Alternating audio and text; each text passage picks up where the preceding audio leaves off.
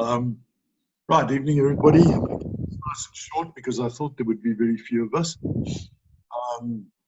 I think let's jump straight into it. Let me share my screen, and I hope you can all see that. Gig Institute, where are we?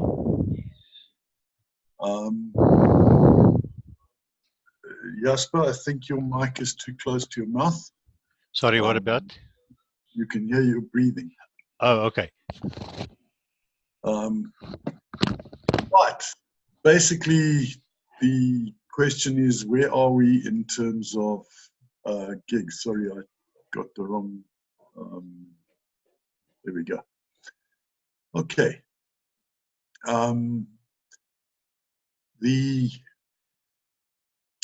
This is a sort of slide of what I watch, and HubSpot's obviously a core supplier of this information. But totally at the moment, we have paid and free members of 1,492. We have completed 31 wealth coach interviews, which is about 2.1% of the total membership. We have 6 active gig club leaders, which is about 0.4% of the total membership. We have 15 active wealth coaches, which is 1% of the total membership. And members who want to become wealth coaches, that's quite a nice number, is 29, that's 1.9%. And over the time, excluding the downloads we did, the average new members per month is about 17. So these numbers are not fantastic, but the interesting thing is they're quite consistent month on month. So the consistency is great, but we need a little bit more effort, I think, to get things going. So I put down some goals, and again, I looked at the percentages that made sense. The new members per month at the bottom there, I don't think we should go, we're going to get much beyond 2% per month, which will give us in about 12 months' time 1,700 total paid and free members. I think we need to really focus on wealth coach interviews, and if we do, and we interview all of the existing and potentially new paid members, that'll bring the number up to about 425, which is 25% of total membership. I think we should pretty easily, if we focus on the wealth coach interviews, be able to get somewhere in the region of 50 active gig club leaders, which would be very nice, and hopefully up to 100 active wealth coaches. Because I don't think every wealth coach runs a gig club. So I'll have a look at that number as the year goes on. And then the number of members who want to be wealth coaches will also go up because of the wealth coach interview asking that question. And we'll have probably about 68 people that we can help become wealth coaches at that point in time. Now, this is 12 months from today.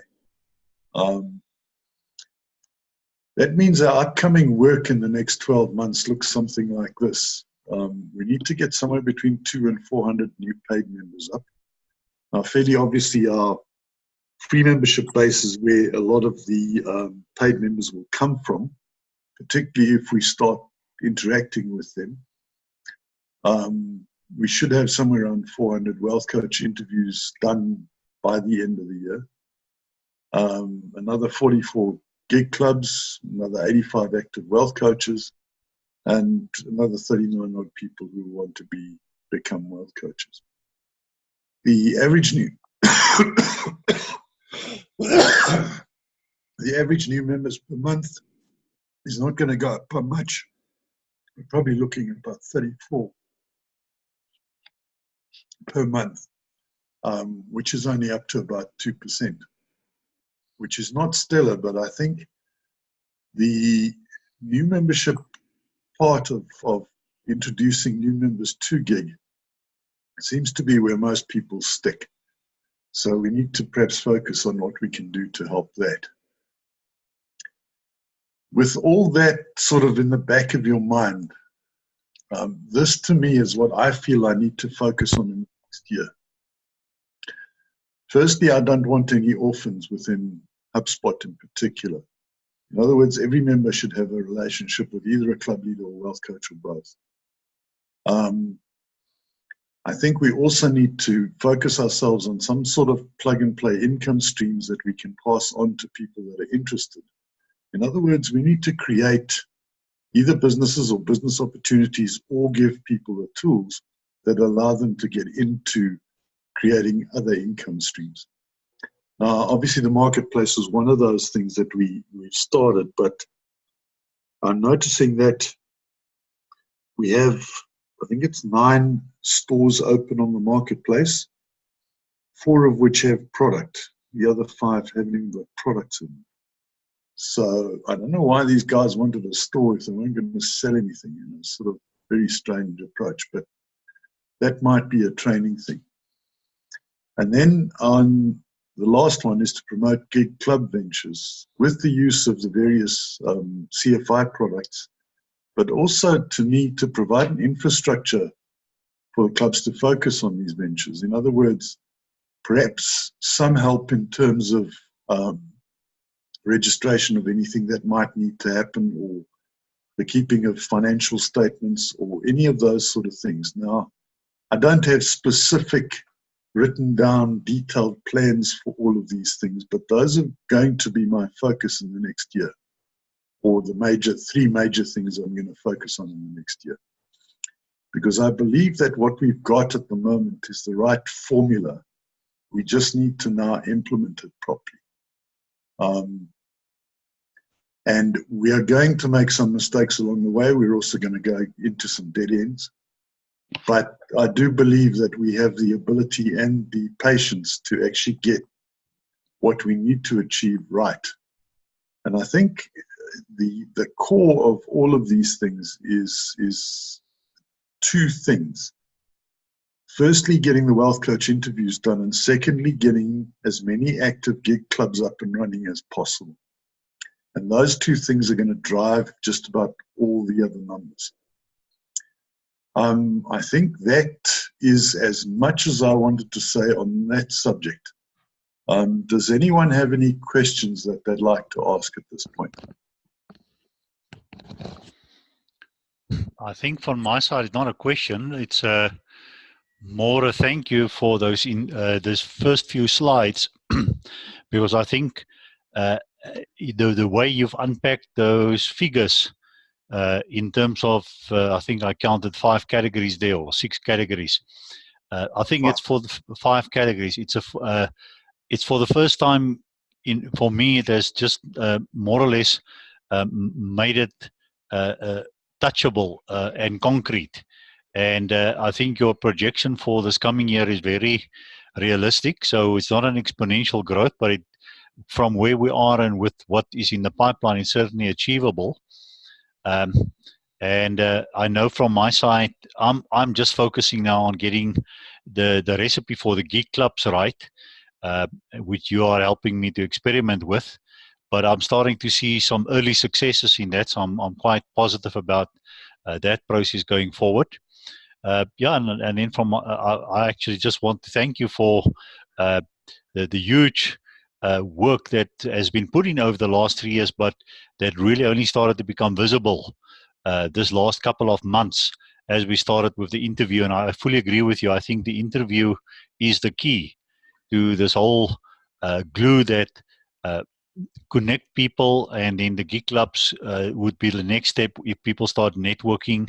And I can see that almost becoming an organic process, that as people get to know each other and start networking with each other via the gig clubs, that we don't necessarily have to push for these gig club ventures. It will be a spontaneous thing that will happen as and when entrepreneurs, natural entrepreneurs, will start spotting opportunities, invite the others to come along with them. Now, I do believe that if we want that to happen on its own, we have to almost sort of put along the path the toys that will allow that to be easier. And I don't know at this stage what toys would work, but I do believe that we can figure that out fairly quickly. Anyone else got anything to say? Yeah, Gavin, just just your thoughts on how and when to monitor wealth coaches. What I'm asking is, how and when will they be being held accountable, for following the processes laid down, going through those workflows. Yeah. Okay, let me try and answer this question as diplomatically as possible. Mm-hmm. Wealth coach is a position that has been defined historically as someone who has introduced three paid members, and has 10 paid members under that, or has a total of 10 paid members. So unless we change that policy, wealth coaches are going to occur as people introduce people. And therefore they will carry the title wealth coach. However, one of the big problems is that if a wealth coach is not looking after the people they've introduced, and I said this on the last slide, I cannot afford to have orphans, in other words, people that are not being looked after. Mm-hmm. So the title of wealth coach might belong to some people, but I think we're going to have to create a functional title for the people that are actually doing the work. And how we're going to reward those people at this point in time, I'm not sure, because we have a lot of history that we need to work our way through. We also found at the last regional seminar that taking away people's wealth coach status was quite a touchy subject for quite a few people. Mm-hmm. Who felt that they had historically put in quite a bit of effort to create the initial membership, and now we're being sidelined. And I think we need to deal with that one fairly carefully, but I also think we need to be fairly strict about the fact that if you're not looking after people, what are you doing? And how we deal with that at this point in time, I don't know the answer to, but we're going to have to deal with it pretty soon. If I can just come in here, I fully agree with you, Does that Kevin. help, Jason? Yeah, thank you. I agree with the approach. So there needs to be accountability, but yeah, one is going to have to do it with quite, carefully. But also, if I can just come in here, you've referred to a specific incident, and I've had some discussions afterwards. We can certainly not hamper the progress of gig going forward based on maybe one or two people's misunderstandings of the process. And for me, we then handle that as an exception rather than a rule. But I fully agree with you that in the new wealth coach program, it is a function, it's not a privilege. And the qualifications you referred to is correct. Historically, and historically it almost automatically, but even so, it never made it automatically a wealth coach. Jason will recall that even in the past, we had some sort of induction program where whatever was our rules of the day at that point in time, the wealth coach had to then commit that he wants to actually step up to that functionality. So I don't think it's anything new that we are implementing, but obviously with our new program and the rules being more clarified, it's then a time for wealth coaches who wants to go with us on this new journey to be retrained, and we will always be as patient as possible with them. But going forward, the 3/10 is just one of the qualifications, but it doesn't automatically make you a wealth coach. And then comes all the other stuff, the HubSpot training, the compliance with becoming a point of distribution on New Life, etc., etc. So whatever else in future we start seeing fit. So I foresee that the wealth coach position will be an ever-growing position, and we will be able to put more and more tools available to that person so that in the end it is really that special position, and it's worthy of the name wealth coach, that it's the go-to person in the community. A point in future, but yeah, no, I think it is a future debate, and I think the important word is function. The difference between someone who just carries a title and someone who actually performs a function is quite dramatic, and that is where the debate needs to start. Anyway, okay, Jasper, you want to say anything else? no, I think again, this is our first official Gig Institute AGM, and it's an interesting one since we don't handle any finance, so it's more like a voluntary association, and it's a combination of minds, and I'm just very thankful and appreciative of all the people who somehow buy into the concept of let's help build a generational thinking community. And I think again from my side, just thank you, Gavin, for helping to put what you call toys and tools in place to help give all of us a way to express ourselves.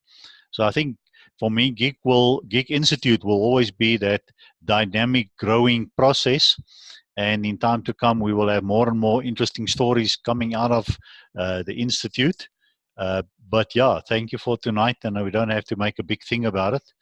So I'm happy that we can close at this stage.